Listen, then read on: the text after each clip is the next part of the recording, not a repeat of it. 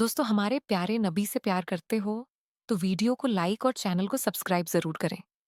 यह दास्तान 12वीं सदी ईसवी की है, जब हिंदुस्तान और अफगानिस्तान के सरहदी इलाकों में सूफियों के नूर से रूहानियत का उजाला फैल रहा था।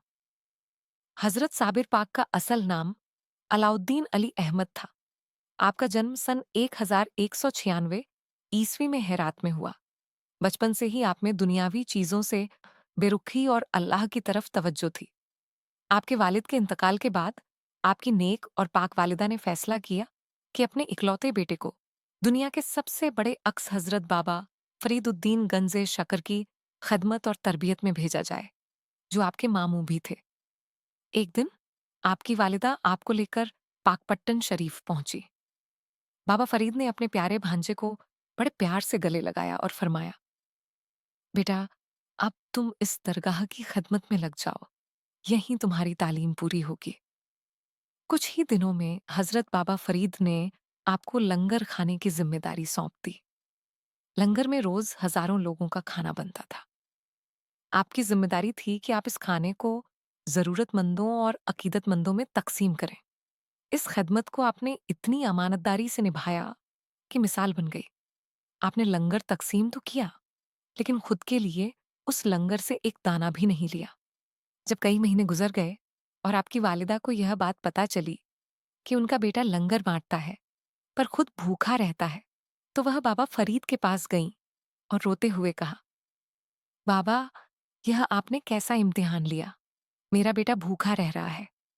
बाबा फरीद मुस्कुराए और अलाउद्दीन अली अहमद को अपने पास बुलाया और पूछा, बेटा, तुमने लंगर से कुछ क्यों नहीं खाया? आपकी आंखें नम थीं, पर चेहरे पर सुकून था। आपने जवाब दिया, हुजूर, आपने मुझे तकसीम वितरण की जिम्मेदारी दी थी, खाने की नहीं।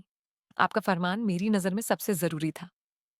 बाबा फरीद ने अपने भांजे के सर पर प्यार से हाथ रखा और फरमाया, अरे, तुम तो बड़े सब्र वाले हो। आज से तुम्हारा नाम अलाउद्दीन अली अहमद नहीं बल्कि साबिर होगा। और इस तरह आप हजरत अलाउद्दीन अली अहमद साबिर के नाम से मशहूर हो गए। आपने कुल 12 साल तक इस तरह से सब्र के साथ खिदमत निभाई।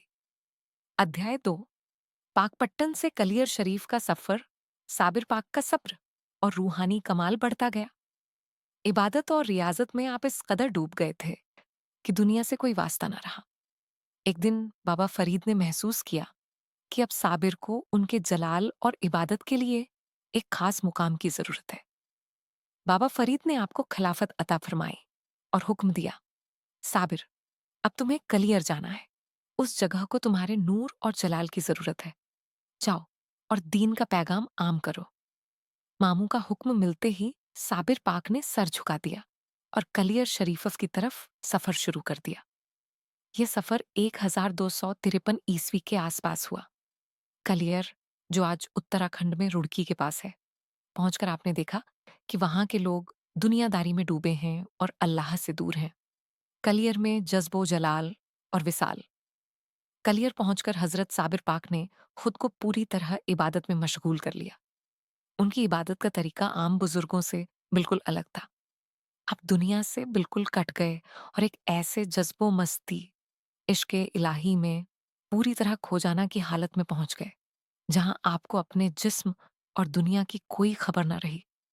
कहते हैं कि आपने कलियर में एक गूलर के दरख्त के नीचे इबादत शुरू की और आप करीब 12 साल तक उसी जगह बिना हिले, बिना छांव और बिना किसी सहारे के खड़े रहे या बैठे रहे। आपका जलाल इतना ज्यादा था कि जो भी शख्स आपकी इबादत में खलल डालता, उसे अल्लाह की तरफ से सजा मिलती। एक बार एक ग्वाला आपकी इबादत की जगह के पास से गुजरा और तंज कसा। उस ग्वाले का तमाम दूध और मवेशी अचानक खत्म हो गए। इस तरह के वाकयात से कलियर के लोग डर गए। उनका ख्याल था कि यह कोई फकीर नहीं बल्कि किसी पितने वाला शख्स है। आपके जलाल से डरकर कलियर के पुराने बाशिंदे अपनी जान बचाकर वहां से भाग गए और यह जगह वीरान हो गई। साबिर पाक का मकसद दुनिया को खत्म करना नहीं था, बल्कि उन्हें दुनिया के सामने सब्र, बेनियाजी और जज्बे इलाही की मिसाल पेश करनी थी। आखिरकार सब्र और जज्ब का यह सफर पूरा हुआ। 11 रब्बी उल अव्वल 690 हिजरी को हजरत मखदूम अलाउद्दीन अली अहमद साबिर कलियरी रहमतुल्लाह अलैह ने इसी कलियर की सरजमीन पर विसाल फरमाया और अपने रब से जा मिले।